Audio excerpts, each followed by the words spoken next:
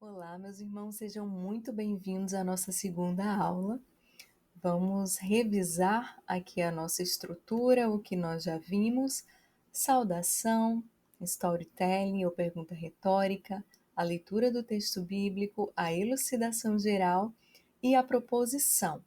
Agora nós iremos ver um exemplo de um sermão utilizando essa estrutura e iremos à oração interrogativa e oração de transição para partirmos para o desenvolvimento. Então, aqui nós temos um exemplo com o Salmo 23. Foi feita a saudação, a leitura do texto e a introdução foi com um storytelling. Uma estação de rádio fez um concurso de locutores. O desafio era a leitura do Salmo 23. O concurso foi realizado ao vivo, muitos excelentes candidatos se inscreveram. O primeiro tinha uma qualidade vocal excelente. O segundo se destacou por sua oratória impecável. Outros conseguiram unir a beleza vocal com técnicas de oratória e receberam notas altas, cumprindo todos os critérios do júri. No final, ainda havia um candidato, um senhor bem idoso, com qualidade vocal já bem alterada pelo processo de envelhecimento. Ninguém dava nada por ele. No entanto, ele leu o salmo com sua simplicidade e, ao final da leitura, todos os presentes, todos os jurados estavam chorando, emocionados, encantados com o Salmo 23. A diferença aqui é que todos os candidatos conheciam o salmo do pastor, mas só esse senhor conhecia como Davi, o pastor do salmo. E aí, após essa introdução, é feita a elucidação geral. Apenas aquele panorama mais amplo, aquilo que é importante ser dito. Aqui cabe dizer que o Salmo 23 ele é o salmo mais conhecido, o mais decorado, o mais popular do mundo. Foi certamente com um coração transbordante que o salmista Davi escreveu esses versos inspirado por Deus. Informações que interessam. Davi tinha sido pastor de ovelhas. Ele usa nesse salmo a figura do pastor como uma metáfora para falar do cuidado de Deus. Logo, se Deus é o pastor, nós somos como as ovelhas, dependentes de um guia, dependentes de cuidado. E esse salmo deixa claro que agora apresenta a proposição. Esse salmo deixa claro que Deus cuida de nós. Deus cuida de nós é a proposição.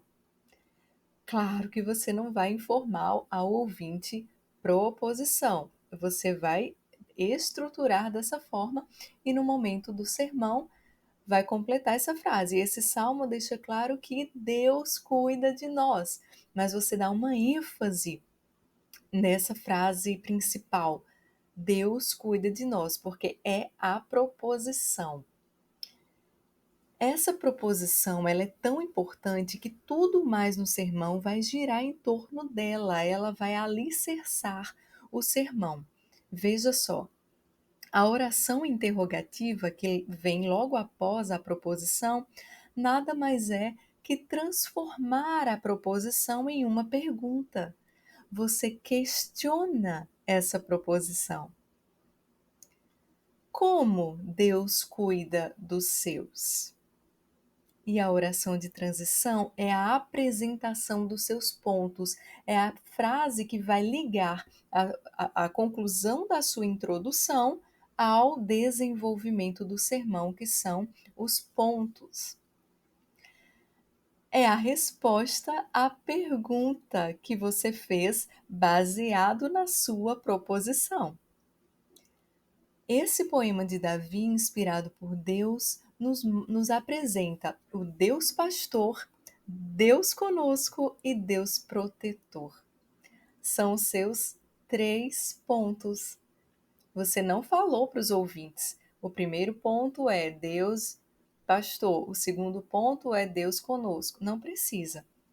o ouvinte já vai entender.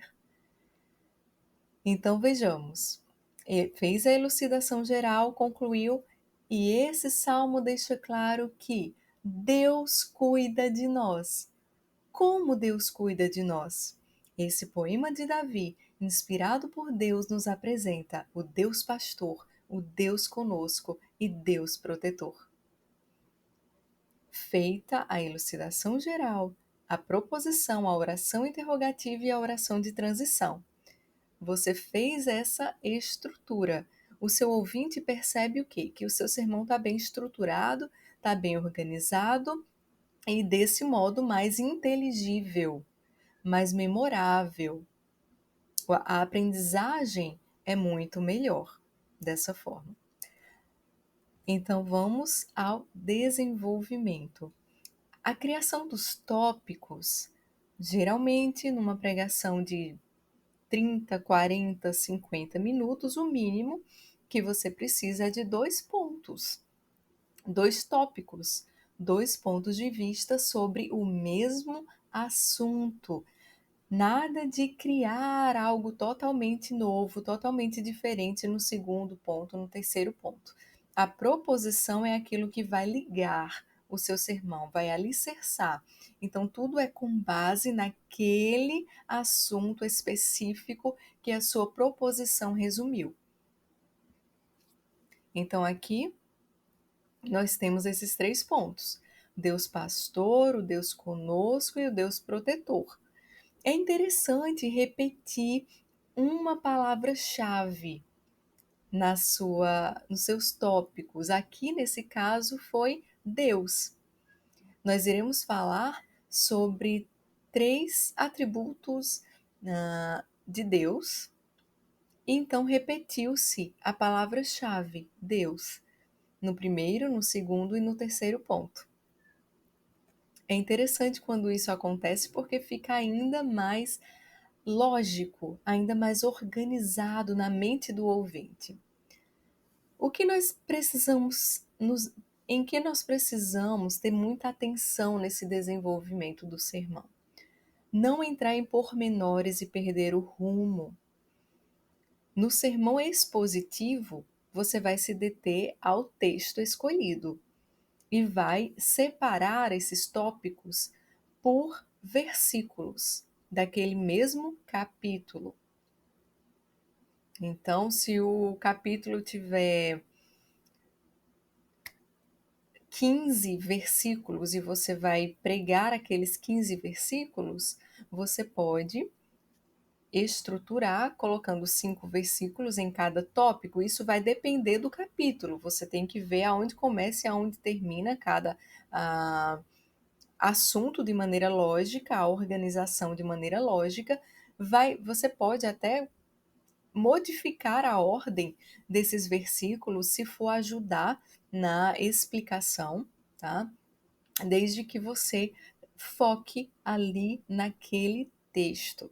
Se for temático, você vai, por exemplo, organizar cada tópico com um texto diferente, porém no mesmo assunto, no mesmo tema. O tema é sobre família. Tá? Você vai falar sobre família, princípios, os princípios bíblicos para uma família cristã. E aí você vai usar 3 textos diferentes da Bíblia que falam sobre o mesmo assunto. É possível, isso é a pregação temática. Então você organiza. Um tópico é esse texto, o outro tópico é esse texto, o outro tópico é esse texto, e eles se completam para falar de um mesmo assunto. Dessa forma também fica organizado, tá? O que não pode é trazer muitos assuntos diferentes e bagunçar a mente do ouvinte. Precisamos, no desenvolvimento, fundamentar as afirmações. Disse uma frase, defenda. Defenda a sua tese, defenda os argumentos, mostre evidências, explore todos os sentidos possíveis. Então, isso é proveitoso quando se usa ilustrações, quando se traz dados, algo mais palpável pelo seu ouvinte, algo mais atual. Então você traz a verdade das Escrituras e mostra como ela ainda é atual e sempre será. Você a defende, você mostra evidências atuais e você aplica para todos os ouvintes. Nós vamos ver daqui a pouco as aplicações. Mas inicialmente, como escrever essa parte do desenvolvimento, que é a maior parte do sermão. A introdução, repetindo o que eu falei na aula anterior, se você vai pregar 30, 40 minutos, uma introdução com toda aquela estrutura que nós vimos, tá? As, de início da saudação, a leitura do texto bíblico, a elucidação geral, a proposição, a oração interrogativa e a oração de transição não passam de 5 minutos. É breve. Agora, o desenvolvimento vai ocupar a maior parte do sermão. Então, se é um sermão de 40 minutos, você gastou 5 a 7 minutos ali na introdução, você vai gastar mais de 20, 25 a 30 minutos aqui no desenvolvimento. E a conclusão é ainda mais curta que a introdução. Então, essa é uma boa maneira de organizar o conteúdo. No desenvolvimento, nós precisamos de fontes de pesquisa para escrever todo esse conteúdo. Como que nós conseguimos escrever todo esse conteúdo? Nós precisamos pesquisar. A pesquisa deve ser nas Sagradas Escrituras, obviamente, e em livros que podem nos ajudar a compreender as Escrituras. Quais são eles? Comentários bíblicos. Quanto mais você tiver, melhor, de fontes confiáveis, leia esses comentários, faça anotações. É importante também ter livros de orações, de cânticos, por exemplo, porque você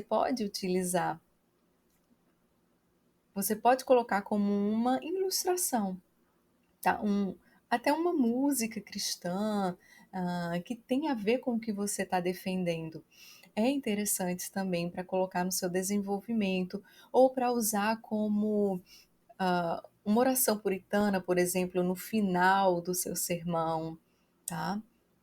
Biografias cristãs é importante ter em casa também, ler, conhecer a vida de servos de Deus que são exemplos para a nossa vida, porque você pode fazer uso de experiências desses servos de Deus como ilustração no seu sermão. Também é possível e é bom. Outro material importante para se ter são manuais e dicionários cristãos que vão te ajudar a entender palavras mais complexas ou de tradução mais difícil. Você vai compreender melhor essas palavras, vai entender melhor o texto para conseguir elucidar na elucidação específica de cada tópico. E também você tem que ser um leitor. Leia diferentes campos de conhecimento.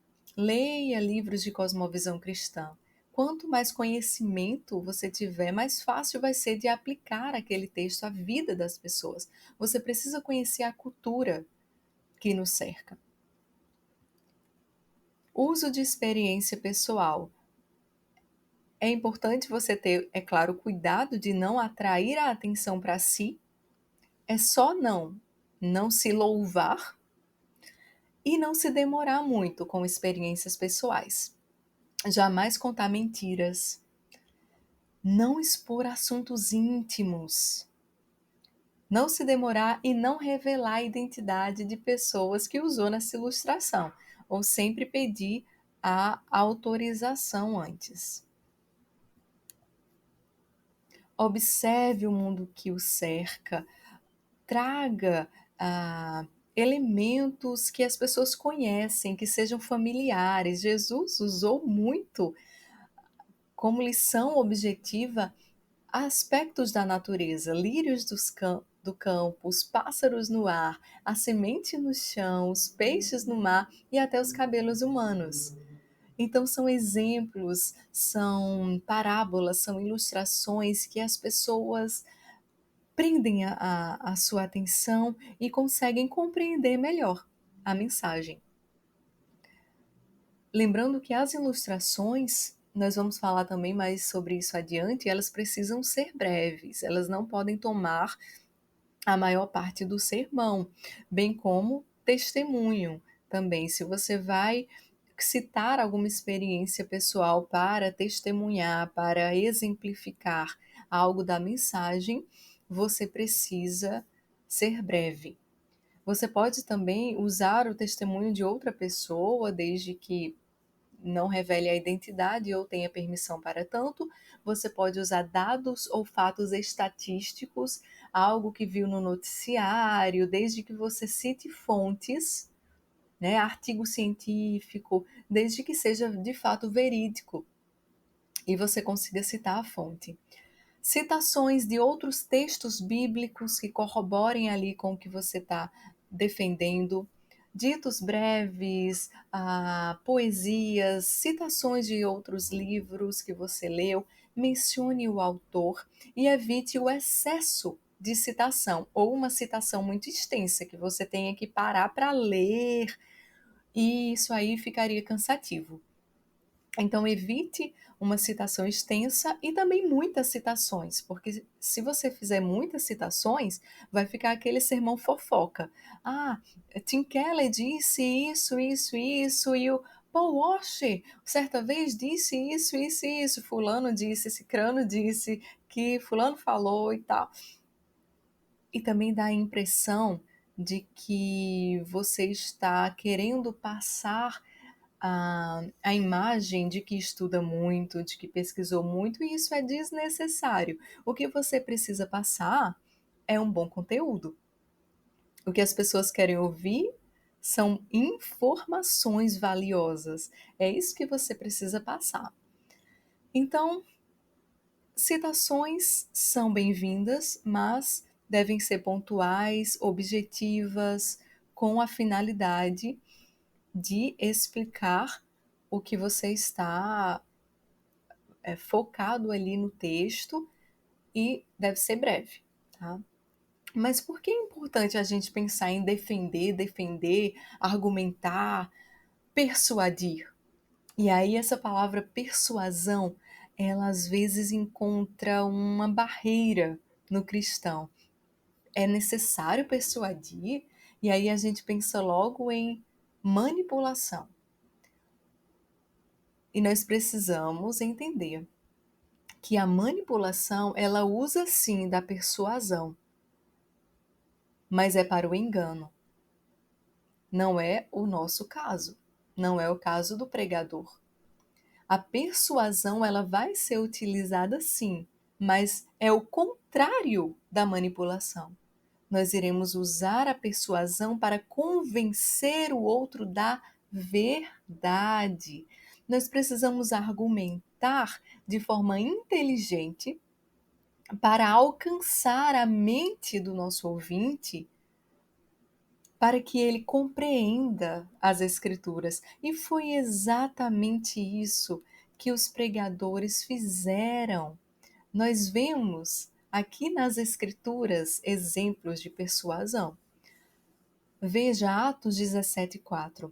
Alguns dos judeus foram persuadidos e se uniram a Paulo e Silas, bem como muitos gregos tementes a Deus e não poucas mulheres de alta posição. Mais à frente, Paulo entrou na sinagoga e ali falou com liberdade durante 3 meses, argumentando convincentemente acerca do reino de Deus. Mais à frente, nós vemos que Paulo estava procurando convencê-los a respeito de Jesus. Então, isso tudo é estratégia, sim, de persuasão, só que com o objetivo de convencer da verdade e não do engano. Eis a grande diferença. Em Coríntios também temos o exemplo, Paulo. E fiz-me como judeu para os judeus, para ganhar os judeus, para os que estão debaixo da lei, como se estivesse debaixo da lei, para ganhar os que estão debaixo da lei. Ou seja, ele buscava compreender a situação, o contexto, a vida dos seus ouvintes. Ele buscava primeiro compreender para depois aplicar a mensagem de Deus à vida dessas pessoas. É isso que nós também precisamos fazer. Colocar-se no lugar do outro para conhecer as suas necessidades. Essa imagem mostra uma corretora de imóveis. Quando um corretor de imóveis vai apresentar um empreendimento para um casal jovem com filhos pequenos, ele vai ter uma abordagem totalmente diferente de quando ele apresenta o mesmo empreendimento para um casal de aposentados. Então, ele vai focar em características, em vantagens daquele local que atraem casal jovem com filhos pequenos. Ele vai mostrar a brinquedoteca, ele vai mostrar o playground, ele vai dizer que aqui tem espaço no local e ele vai chamar a atenção para aqueles pontos que interessam para casais jovens com filhos pequenos. Se ele fosse mostrar o mesmo empreendimento para um casal de aposentados, ele iria focar na tranquilidade do local, no silêncio, ele iria buscar as vantagens daquele local que interessam para a qualidade de vida de um casal idoso. É diferente. O que ele fez aqui? O corretor buscou entender as necessidades dos seus clientes. Nós também precisamos entender, não para com o fim de que a mensagem se adeque, não, mas para que nós possamos entregar de forma persuasiva, de forma convincente, de forma a interessar, a chamar a atenção do nosso ouvinte, para que ele consiga compreender e aplicar à sua vida aquela mensagem. E é claro que nós vamos chamar os nossos ouvintes ao arrependimento dos pecados, a entregar a sua vida a Jesus Cristo, a viver uma nova vida. Mas nós precisamos entender o contexto para que nós possamos fazer aplicações corretas que vão chegar naquela pessoa e vão fazê-la refletir, e vão fazê-la pensar, e vão fazê-la mudar de vida, mudar de mente com a ação do Espírito Santo de Deus em seu coração, que ele age, nós sabemos, por meio da sua palavra, por meio da pregação. Então, que tipos de argumentos nós podemos utilizar? Cito aqui o argumento por analogia, que foi muito, muito utilizado nas Escrituras. É o argumento onde o pregador compara situações ou conceitos semelhantes para elucidar, para clarear a mensagem.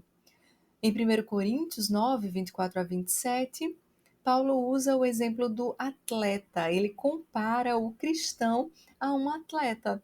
Você pode usar também metáforas atuais, metáforas que são familiares aos seus ouvintes, e é interessante que nós usemos diferentes exemplos, diferentes analogias que atendam ao ouvinte que é criança, jovem, adulto. Nós devemos nos colocar no lugar de cada um desses ouvintes. Quem é que pode estar no domingo à noite na igreja? É um público eclético. Pense em cada público, pense em cada idade, em cada situação de trabalho, tá? Tente pensar ao máximo nos seus ouvintes para que as aplicações os alcancem.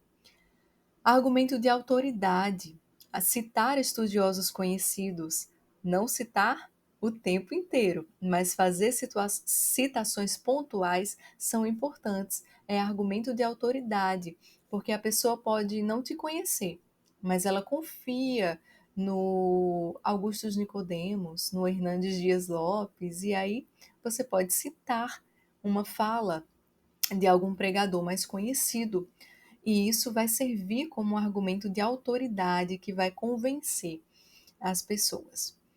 Argumento por premissa, isso é muito importante. Levar a uma conclusão a partir de afirmações já tidas como verdadeiras.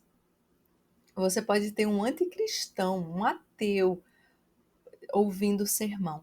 Se você disser que toda vida importa, ou que os direitos humanos são importantes, ou que é necessário se lutar por justiça, ele vai concordar com tudo isso. São verdades universais, são princípios universais. Então, você partir de uma dessas premissas e a partir daí você construir o raciocínio, a sua defesa em cima dessa premissa que ele já concorda, ele já vai começar a te ouvir, a prestar atenção e a te dar credibilidade, porque ele concordou com você inicialmente, mesmo que depois você o confronte e mostre a contradição do pensamento dele, mostrando que, por exemplo, o aborto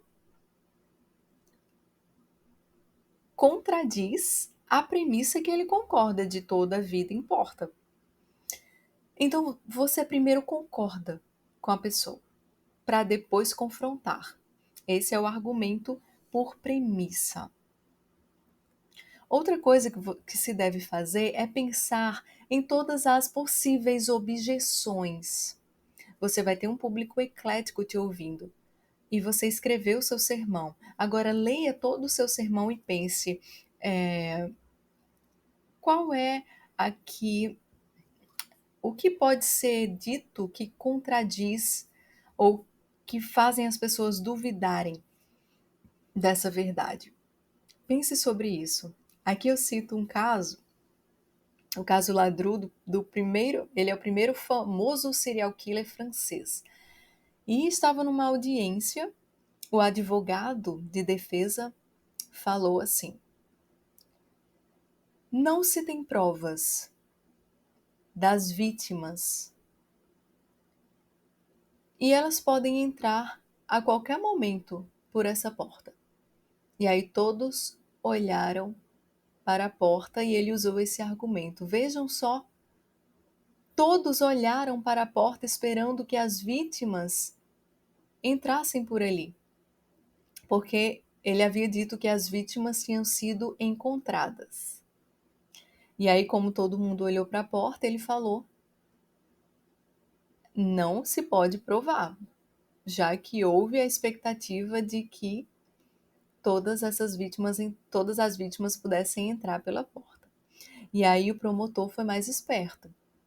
O promotor disse: eu observei que todos olharam, exceto um, que foi o acusado. Logo, ele tem certeza de que as vítimas não podem ser encontradas. Você precisa pensar nas objeções. O advogado não pensou.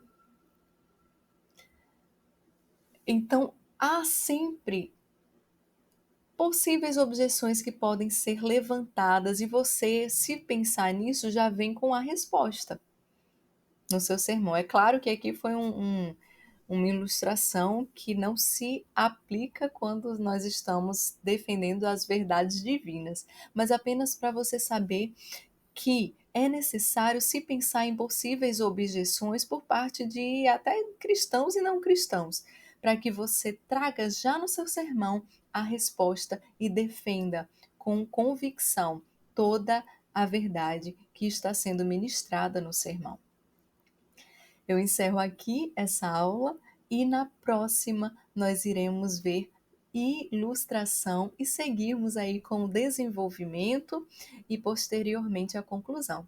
Agradeço a sua atenção até aqui, fique conosco, vá até o fim desse curso e que Deus abençoe a sua vida. Tem sido um prazer para mim e espero estar contribuindo com a sua vida e com a vida da Igreja do Senhor.